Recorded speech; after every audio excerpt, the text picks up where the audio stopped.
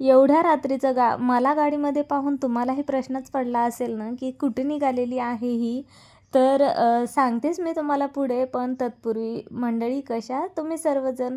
Hope so तुम्ही सर्वजण ठीकच असाल. मी प्रियंका तुम्हा सर्वांचं माझ्या यूट्यूब चॅनलमध्ये खूप सारं स्वागत करते. इथे सायली आणि समर्थचं चाललेलं आहे हाय हाय करायचं, मिस्टरांचं चाललेलं आहे ड्रायव्हिंग करायचं. तर नाईटला फर्स्ट टाईम आम्ही असे 5 जणच होतो गाडीमध्ये आणि 5 जणं असल्यामुळे मग आम्ही मस्त गाणे वगैरे एन्जॉय करत करत म्हणत म्हणत आम्ही निघालो.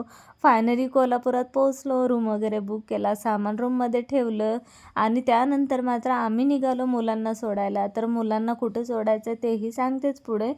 तर ना तत्पूर्वी आम्ही विचार केला की आम्ही आधी जेवण नाश्ता वगैरे करून घ्यावं, कारण 10, 10:30, पावणे 11 वाजत आले होते.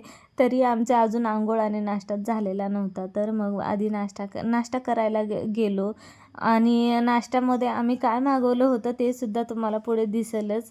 तर ना इथे समर्थ आणि त्याच्या मित्राच्या चालल्या होत्या गप्पा. तर इथे आम्ही मागवला होता स्पंजी डोसा आणि इथे उत्तप्पा आणि त्यानंतर मागवला आणि खूप भूक लागली होती म्हणून आधी म्हटलं चला, बाकीच्यांची ऑर्डर आली नव्हती तरी मी खायला मात्र सुरुवात केली होती. तर इथे माझा हे उत्तप्पा आलेला होता. तर म्हटलं चला पटपट एन्जॉय करून घेऊया, खाऊन घेऊया, कारण न पोटाला भूकच तेवढी लागली होती. तर मी इथे थोडासा सुद्धा वेट करू शकत नव्हते. त्यामुळे मी त्या बाकीच्यांची ऑर्डर येण्याच्या आधीच मी सगळं काय खायला सुरुवात केली होती.